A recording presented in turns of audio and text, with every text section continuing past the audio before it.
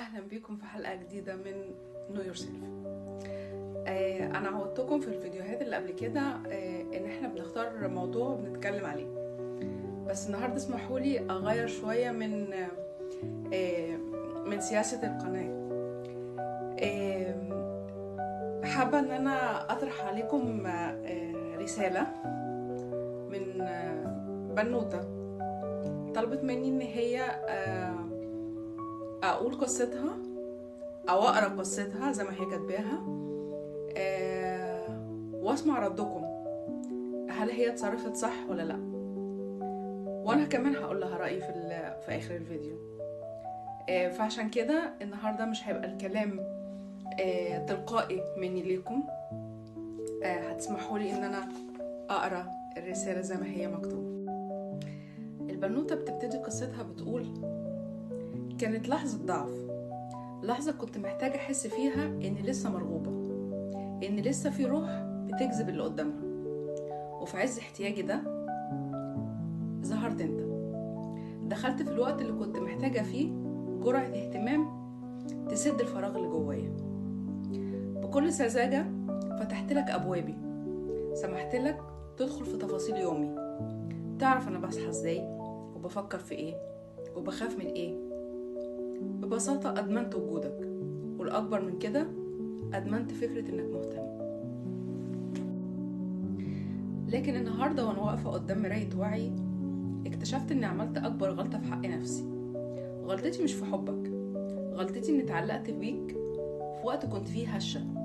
غلطتي اني وريتك حقيقتي قبل ما اتاكد انك تستاهل تشوفها.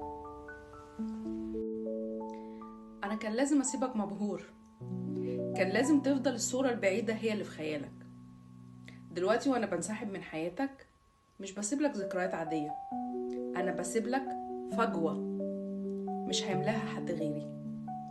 عايزاك كل ما تشوف واحده بتضحك شبهي او بتفكر بنفس طريقتي تفز من مكانك. عايزاك تندم كل ما تحس ان اللي كنت بتملكه كان نادر، وانك ببرودك ضيعت فرصة العمر.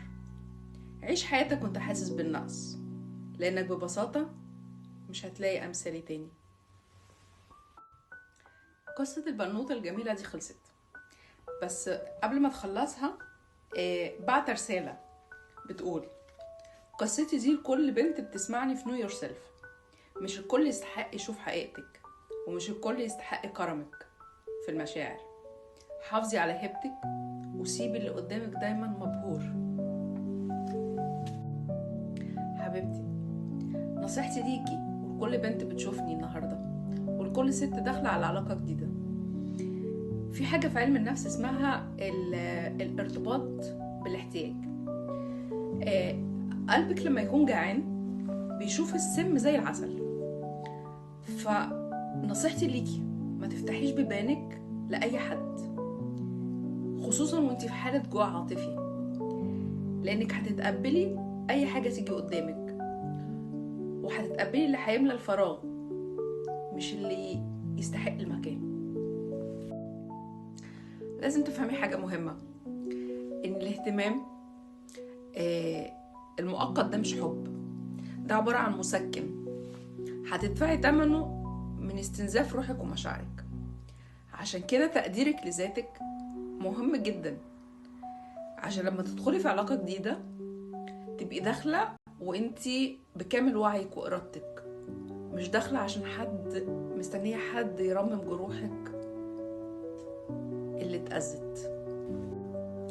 اخر حاجه في الفيديو عايزه اقدم نصيحه ليا وليكم ولاي حد عنده بنات لسه بتبتدي حياتها: شبعوا بناتكم حب، شبعوهم حنان، عشان ما يطلعوش بره يدوروا عليه. شبعوهم حب وحنان عشان تطلعوهم جيل صحي وسليم يقدر يفرق بين المشاعر الحقيقية والمشاعر المزيفة.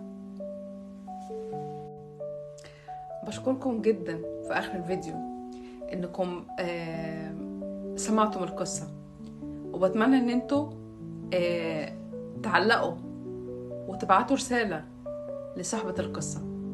وافتكروا دايما ان مش الكل يستاهل يشوف حقيقتنا، لازم نحط حدود.